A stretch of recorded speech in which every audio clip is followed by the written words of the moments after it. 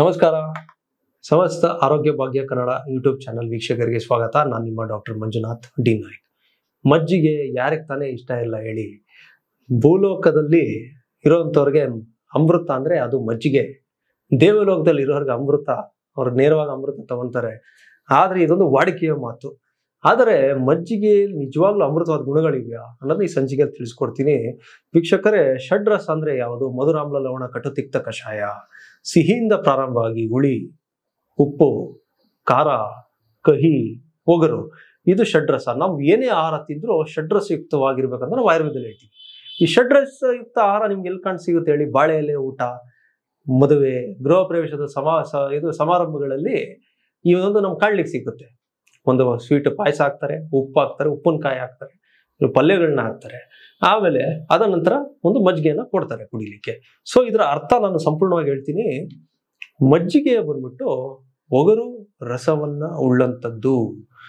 ಹಾಗಾಗಿ ನಾವು ಕಾರ್ಯಕ್ರಮದ ಪ್ರಾರಂಭದಲ್ಲಿ ಹೇಳಿದೆ, ಸಿಹಿಯಿಂದ ಪ್ರಾರಂಭ ಆಗಿ ನಮ್ಮ ಊಟ ಒಗರಿನಲ್ಲಿ ಅಂತ್ಯ ಆಗ್ಬೇಕು. ಸೊ ಹಾಗಾಗಿ ಊಟ ಆದ ನಂತರ ಮಜ್ಜಿಗೆಯನ್ನ ಕುಡಿಲೇಬೇಕು. ಈ ರೀತಿಯ ಕ್ರಮ ತಗೊಳ್ಳೋದ್ರಿಂದ ನಮ್ಗೆ ಅತ್ಯುತ್ತಮವಾದ ಆರೋಗ್ಯ ದೊರಕುತ್ತೆ. ಆರೋಗ್ಯ ಹೇಗೆ ದೊರಕುತ್ತೆ ಅಂದ್ರೆ, ನಾವು ತಿಂದಂಥ ಆಹಾರದಲ್ಲಿ ಅತಿ ಹೆಚ್ಚು ಜಿಡ್ಡಿನ ಅಂಶ ಇರ್ಬೋದು, ಎಣ್ಣೆ ಅಂಶ ಇರ್ಬೋದು, ಖಾರ ಇರ್ಬೋದು, ಸ್ಪೈಸಿ ಇರ್ಬೋದು, ಅಥವಾ ಅತಿ ಹೆಚ್ಚಾಗಿ ಉಳಿರೋಂಥ ಆಹಾರ ತಗೊಂಡು ಅಸಿಡಿಟಿ ಆಗಿರ್ಬೋದು, ಅಥವಾ ಹೊಟ್ಟೆ ಉಬ್ರ, ಹೊಟ್ಟೆ ಭಾರ ಇದ್ದಾಗ ಏನಾಗುತ್ತೆ, ಈ ಮಜ್ಜಿಗೆ ಅದನ್ನ ನಿವಾರಣೆ ಮಾಡುತ್ತೆ. ಆಹಾರವನ್ನ ಜೀರ್ಣ ಮಾಡುವಂತ ಒಂದು ಕೆಲಸ ಮಾಡುತ್ತೆ. ಆದ್ರೆ ನಾವು ಇದನ್ನ ಮರ್ತು ಬಿಟ್ಟಿದೀವಿ. ಈಗ ಊಟ ಆಗಿದ ತಕ್ಷಣ ನೀರು ಕುಡಿದು ನಾವು ಕಚೇರಿಗೆ ಓಡ್ತಿರ್ತೀವಿ, ಶಾಲೆಗೆ ಹೋಗಿ ಎಲ್ಲ ಸರಿ, ಬಿಸಿ ಲೈಫ್ ಶೆಡ್ಯೂಲ್. ಆದರೆ ಇವತ್ತು ಕ್ಲಿನಿಕಲ್ ಸಾಕಷ್ಟು ನಾನು ಏನು ಕೇಸ್ಗಳು ನೋಡ್ತೀನಿ ಅಂದ್ರೆ, ಎಷ್ಟೋ ಜನಕ್ಕೆ ಕೇಳಿದಾಗ ಯಾವುದೇ ಕಾಯಿಲೆ ಇರಲಿ, ಅಜೀರ್ಣ ಮಲಬದ್ಧತೆ ಸಮಸ್ಯೆ ಅಂತೂ 100% ಇದ್ದಿರುತ್ತೆ. ಈ ಅಸ್ತಮ ಬರಕ್ ಕಾರಣನೇ ಇದು ಮಲಬದ್ಧತೆ, ಪೈಲ್ಸ್ ಆಗೋ ಕಾರಣನೇ ಮಲಬದ್ಧತೆ, ಆಮವಾತ, ಸಂಧಿ ನೋವು, ಸೊಂಟ ನೋವು ಬರೋ ಕಾರಣನೇ ಗ್ಯಾಸ್ ಸಮಸ್ಯೆ. ಸೊ ಎದೆಲ್ ನೋವು ಬರುತ್ತೆ, ಅಯ್ಯೋ ಹೃದಯ ಏನಾದ್ರು ಸಮಸ್ಯೆ ಆಯ್ತಾ ಅಂತ ಒಂದು ಫೀಲಿಂಗ್ ನಿಮ್ಗೆ ಬರುತ್ತಲ್ಲ, ಅದು ಕೂಡ ಆಗೋದೇ ಗ್ಯಾಸ್ ಇಂದಾನೆ. ಯಾಕೆ ಅಂದ್ರೆ ನಾವು ಈ ಒಂದು ಒಗರು ರಸದಿಂದ ನಾವು ಊಟನ ಕೊನೆಗೊಳಿಸ್ತಾ ಇಲ್ಲ. ಹಾಗೆ ಮಜ್ಜಿಗೆ ಏನಿದೆ, ಧರೆಯ ಅಮೃತ, ಅದನ್ನ ಆಹಾರದ ನಂತರ ನಾವು ತಗೊಳ್ಳೇಬೇಕು. ಇದರಲ್ಲಿ ವಾತ, ಪಿತ್ತ, ಕಫ 3 ದೋಷವನ್ನು ಸಾಮರಸ್ಯದಲ್ಲಿ ಇಡುತ್ತೆ ವೀಕ್ಷಕರೇ ಇದು.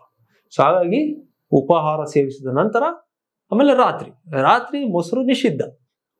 ಮೊಸರು ತಿನ್ಬಾರ್ದು ನೈಟು. ಅದಕ್ಕೆ ಆಲ್ಟರ್ನೇಟಿವ್ ಅಥವಾ ಸಬ್ಸ್ಟಿಟ್ಯೂಟ್ ಅಂತ ಏನಿದೆ, ಅದು ಬಂದ್ಬಿಟ್ಟು ಮಜ್ಜಿಗೆ. ಈ ಮಜ್ಜಿಗೆನ ತಗೋಬೇಕು.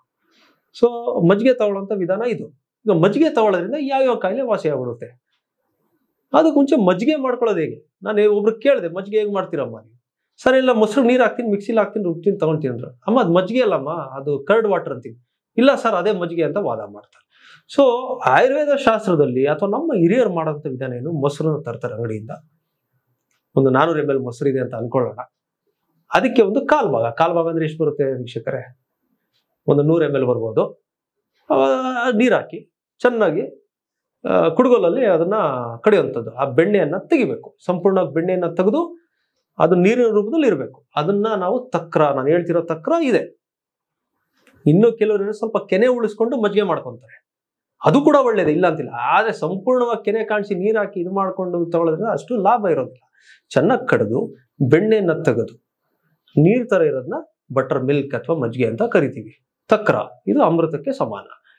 ಈ ರೀತಿಯಾಗಿ ತಕ್ರನ ತಯಾರು ಮಾಡ್ಕೊಂಡು ತಗೊಳ್ಳೋದ್ರಿಂದ ಗ್ರಹಣಿ ರೋಗ, ಇವತ್ತು ಎಷ್ಟೋ ಜನರಲ್ಲಿ IBS ಪ್ರಾಬ್ಲಮ್. ಉಪಹಾರ ಸೇವಿಸು, ಮಲ ವಿಸರ್ಜನೆ ಓಡು, ಕಾಫಿ ಚಾ ಕುಡಿ, ಬಿಸಿ, ಮಲ ವಿಸರ್ಜನೆ ಹೋಗು. ದಿನಕ್ಕೆ 4-5 ಬಾರಿ ಅವರು ಶೌಚಾಲಯದಲ್ಲಿ ಕಾಲವನ್ನ ಕಳೆಯುತ್ತಾರೆ. ಮನೇಲಿರೋರು ಏನ್ ಹೇಳ್ತಾರೆ, ಸರ್ ಇವ್ನು ಏನ್ ಸರ್ 5-6 ಸರಿ ಮೋಷನ್ಗೆ ಹೋಗ್ತಾನೆ, ಏನ್ ಮಾಡ್ತಾನೋ ಗೊತ್ತಿಲ್ಲ. ಅದೇ ಸಮಸ್ಯೆ ಇರೋದು. ಅವ್ರಿಗೆ ಕರಳು ದುರ್ಬಲವಾಗಿದೆ, ಗ್ರಹಣಿ ರೋಗ, IBS, ಇರಿಟೇಬಲ್ ಬೌಲ್ ಸಿಂಡ್ರೋಮ್. ಅದಕ್ಕೆ ಅತ್ಯುತ್ತಮವಾದ ರಾಮಬಾಣ ಅಂದ್ರೆ ಮಜ್ಜಿಗೆ. ಹೇಗೆ ಗುಣಪಡಿಸ್ಕೊಳ್ತೀರಾ? ಆ ಮಜ್ಜಿಗೆಗೆ ಸ್ವಲ್ಪ ಹಿಂಗನ್ನ ಹಾಕಿ ತಗೊಂಡ್ರೆ IBS ಸಮಸ್ಯೆ ಗೆಲ್ಲಬಹುದು. ಎರಡನೇದು ವೆರಿ ಕಾಮನೆಸ್ಟ್, ಹೊಟ್ಟೆ ಉಬ್ರ, ಹೊಟ್ಟೆಲ್ ಗುಳುಗುಳು ಶಬ್ದ ಆಗುತ್ತೆ, ಗ್ಯಾಸ್ ಸಮಸ್ಯೆ. ಗ್ಯಾಸ್ ರಿಲೀಸ್ ಆಗ್ಬಿಟ್ರೆ ಒಳ್ಳೇದು ವೀಕ್ಷಕರೇ. ಆದ್ರೆ ಗ್ಯಾಸ್ ಅಲ್ಲೇ ಲಾಕ್ ಆಗಿ ಎದೆ ನೋವು, ಬೆನ್ನೋವು ಬರುತ್ತೆ ಅಂದಾಗ ಏನ್ ಮಾಡ್ತೀರಾ? ಸ್ವಲ್ಪ ಜೀರಿಗೆ, ಸ್ವಲ್ಪ ಓಂ ಕಾಳು, ಅದಕ್ಕೆ ಸ್ವಲ್ಪ ಕೊತ್ತಂಬರಿ ಸೊಪ್ಪು, ಒಂದು ಸ್ವಲ್ಪ ಶುಂಠಿಯನ್ನು ಹಾಕಿ ಮಜ್ಜಿಗೆಯಲ್ಲಿ ತಾವು ತಗೊಳ್ಳೋದ್ರಿಂದ ಗ್ಯಾಸ್ ಸಮಸ್ಯೆ ಸಂಪೂರ್ಣವಾಗಿ ನಿಮಗೆ ಕ್ಯೂರ್ ಆಗ್ಬಿಡುತ್ತೆ. ಇದನ್ನ ತಾವು ಉಪಹಾರ ಸೇವಿಸಿದ ನಂತರ ತಗೋಬಹುದು. ಮೂರನೇದು, ನಾ ಕಾರ್ಯಕ್ರಮದಲ್ಲಿ ಹೇಳಿದೆ, ಪೈಲ್ಸ್ ಸಮಸ್ಯೆ ಆಗ್ತಾ ಇದೆ, ಮಲಬದ್ಧತೆ. ಬೆಳಗ್ಗೆ ಸಂಜೆ 2 ಟೈಮ್ ಮಜ್ಜಿಗೆನ ತಗೊಳ್ಳೋದ್ರಿಂದ ಮಲಬದ್ಧತೆ, ಪೈಲ್ ಸಮಸ್ಯೆಯನ್ನ ತಾವು ಗೆಲ್ಲಬಹುದು. ಇದಲ್ಲದೆ ಮಜ್ಜಿಗೆಯಿಂದ ಸಾಮಾನ್ಯವಾಗಿ ಏನ್ ಹೇಳ್ತೀವಿ, ಕಣ್ಣಿನ ದೃಷ್ಟಿ ಇರ್ಬೋದು, ಕೈಕಾಲು ಉರಿ, ಆಮೇಲೆ ಚರ್ಮದ ಕಾಂತಿನೂ ಕೂಡ ಹೆಚ್ಚಾಗುತ್ತೆ ಈ ಒಂದು ಮಜ್ಜಿಗೆಯಿಂದ. ಆಯ್ತು ವೀಕ್ಷಕರೇ, ಇದಿಷ್ಟು ಮಜ್ಜಿಗೆಯ ಲಾಭಗಳು. ಮಜ್ಜಿಗೆ ಯಾರು ತಗೋಬಾರ್ದು ಅಂದ್ರೆ, ಮಜ್ಜಿಗೆನ ಯಾರು ತಗೋಬಾರ್ದು ಅಂತ ಏನಿಲ್ಲ, ಎಲ್ಲರೂ ಕೂಡ ತಗೋಬಹುದು. ನಿರಾತಂಕವಾಗಿ ತಾವು ಇದನ್ನ ಬಳಸಿ ಹೊಟ್ಟೆ ಉಣ್ಣು ಸಮಸ್ಯೆ ಇದ್ರೂ ಕೂಡ ದೂರ ಆಗತ್ತೆ. ಆದರೆ ಸ್ವಲ್ಪ ಬೇಸಿಗೆಯಲ್ಲಿ ಉಪಯೋಗಿಸುವಾಗ ಸ್ವಲ್ಪ ಎಚ್ಚರಿಕೆಯಿಂದ ಉಪಯೋಗಿಸಿ ಈ ಒಂದು ಮಜ್ಜಿಗೆಯನ್ನ. ಯಾಕಂದ್ರೆ ಸ್ವಲ್ಪ ಉಷ್ಣವೀರ್ಯ ಮಜ್ಜಿಗೆ. ಎಷ್ಟೋ ಜನ ಕೇಳ್ತಾರೆ, ಸರ್ ಮಜ್ಜಿಗೆ ತಂಪಲ್ಲ ಅಂತ. ಮಜ್ಜಿಗೆ ತಂಪು, ಸ್ವಲ್ಪ ಕೆನೆ ಇರೋ ಮಜ್ಜಿಗೆ ತಂಪು, ಕೆನೆನೇ ಇಲ್ದಿರೋ ಮಜ್ಜಿಗೆ ಉಷ್ಣ. ವೀಕ್ಷಕರೇ, ಈ ರೀತಿಯಾಗಿ ತಾವು ಮಜ್ಜಿಗೆನ ತಯಾರು ಮಾಡಿಕೊಂಡು ಉಪಯೋಗಿಸಿ. ಇದರಲ್ಲಿರುವಂಥ ಅಮೃತ ಗುಣಗಳು ನಿಮಗೂ ಸಿಗ್ಲಿ ಅಂತ ನಾನು ಆಶಿಸ್ತೀನಿ. ಮುಂದಿನ ಸಂಚಿಕೆಯಲ್ಲಿ ಭೇಟಿ ಮಾಡ್ತೀನಿ. ಆ ಸಂಚಿಕೆನ ವೀಕ್ಷಿಸಬೇಕಾದ್ರೆ ತಾವು ನಮ್ಮ ಆರೋಗ್ಯ ಭಾಗ್ಯ ಕನ್ನಡ ಯೂಟ್ಯೂಬ್ ಚಾನಲ್ ಸಬ್ಸ್ಕ್ರೈಬ್ ಮಾಡೋದು ಮರಿಬೇಡಿ. ನಮಸ್ಕಾರ ವೀಕ್ಷಕರೇ.